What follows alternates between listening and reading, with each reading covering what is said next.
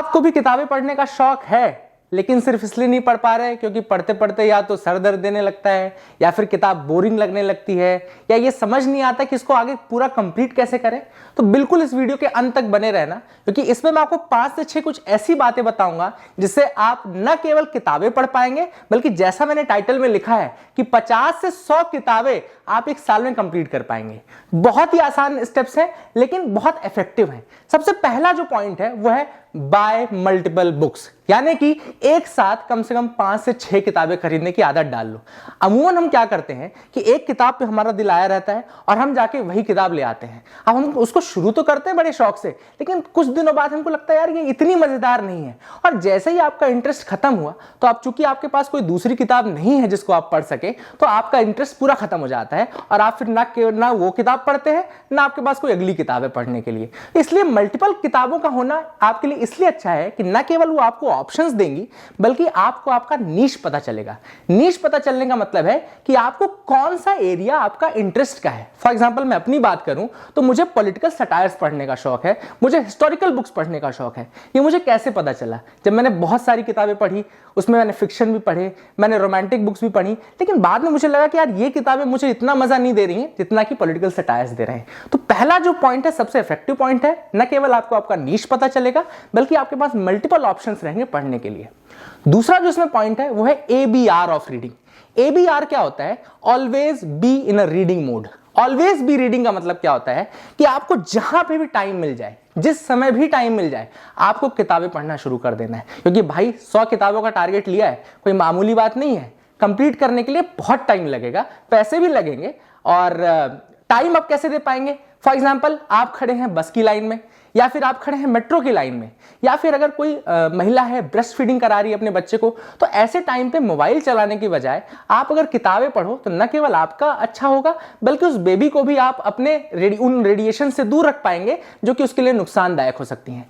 एक रिसर्च के मुताबिक हम अपने जीवन का 7 साल सिर्फ और सिर्फ ट्रेन और बसेस की लाइन में इंतजार करने में बिता देते हैं। अब आप सोचो, इतने टाइम में अगर आप किताबें पढ़ रहे होते तो कितना भला हो गया होता।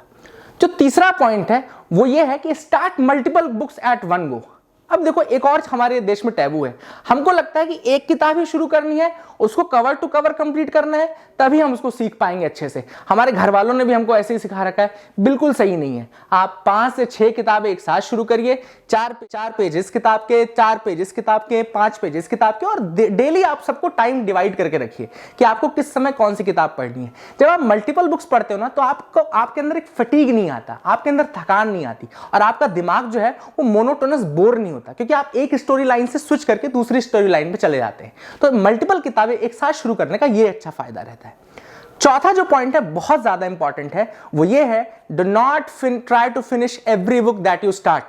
देखो, एक इंपॉर्टेंट चीज है, आप में से कुछ लोग को लगेगा कि ऐसा कैसे बोल रहे हैं सर, लेकिन बिल्कुल सही बात है। जरूरी नहीं होता कि जो भी किताब आप शुरू करें वो आपको खत्म ही करनी है। हमको लगता है कि जब किताब खरीद ली है, इसमें इतना समय लगा दिया है, तो मैं क्विट नहीं करूंगा, मैं इसको पढ़ता रहूंगा, भले मजा नहीं आ रहा है, भले इंटरेस्ट नहीं आ रहा है। वो आपकी लाइफ का सबसे बुरा डिसीजन होगा। क्यों? क्योंकि आप उसके बाद जिंदगी में कोई किताब नहीं खरीदोगे। इसलिए जब भी आपको कोई किताब ऐसी लगने लगे कि अब ये नहीं झेली जा रही है, अब मैं इसको बिल्कुल नहीं पढ़ सकता, चाहे वो बेस्ट सेलर हो, चाहे वो कितनी अच्छी किताब हो, लेकिन आप उसको उसी समय बंद कर दीजिए। That is my suggestion to you. उस समय आप उसको अगर बंद कर देते हो और दूसरी किताब में स्विच करते हो, तो वो आपके लिए ज्यादा बेटर रहेगा। अब मेरे भाई, पांचवा जो पॉइंट है वो सबसे ज्यादा इंपॉर्टेंट है। क्यों? क्योंकि इसमें आपको मैं बताऊंगा कि लक्ष्य कैसे बनाएं किताबें पढ़ने का। लक्ष्य आप बनाएं, लेकिन छोटे लक्ष्य से स्टार्ट करें। Take 1 step at a time. जैसे अगर आपको फर्स्ट फ्लोर से सेकंड फ्लोर पे जाना है, तो सारी सीढ़ियां आप एक साथ नहीं चढ़ते हैं, आप एक एक करके सीढ़ी चढ़ते हैं और अंतिम में अपने फ्लोर तक पहुंच जाते हैं। वैसे किताबें भी ऐसे ही होती हैं। अगर आपने पहली किताब ही वॉर एंड पीस उठा ली जो कि 1500 पेज की है, या फिर इंडिया आफ्टर गांधी उठा ली जो कि 800 पन्ने की है, तो हो सकता है कि आप बहुत दिनों तक किताबें ना पढ़ पाएं। इसलिए अगर किताब स्टार्ट करनी है तो आप स्टार्ट कर सकते हैं अल्केमिस्ट से, आप स्टार्ट कर सकते हैं एनिमल फार्म से, Tuesday with Morrie, do it today, या फिर ईट दैट फ्रॉग। ये ऐसी किताबें हैं जो बिल्कुल बहुत ही रोचक हैं, मनोरंजक ढंग से लिखी गई हैं, भाषा जिनकी सरल है, और ये न केवल आपको सिखाती हैं, बल्कि ये किताबें आपका इंटरेस्ट आगे और किताबें पढ़ने के लिए और ज्यादा बढ़ा देंगी। तो ये जो मैंने 5 पॉइंट आपके साथ डिस्कस किए, अगर आपने इन पॉइंट्स को फुलफिल किया, इन पॉइंट्स को आपने फॉलो किया, तो आप 1 साल बाद मुझे खुद मैसेज कर रहे होंगे कि सर मैंने 30 से 40 किताबें, या हो सकता है आप में से कोई जो मेरा इतना अति महत्वाकांक्षी वाला लक्ष्य है 100 बुक्स का, वो भी कोई ना कोई पूरा कर लेगा। और मैं वेट करूंगा, और जब भी आपकी कोई किताब कंप्लीट हो तो मुझे जरूर बताना, मैं बिल्कुल आपको वीडियो में शाउट आउट दूंगा। और मुझे भी अच्छा लगता है यार कि कोई अगर हमसे कुछ सीख के कुछ अच्छा करता है तो ऑल द बेस्ट। आज से ही पढ़ना शुरू करना है, अभी से पढ़ना शुरू करना है, जाके 8 से 10 किताबें तो खरीद लो, ठीक है ना। Thank you, have a nice day.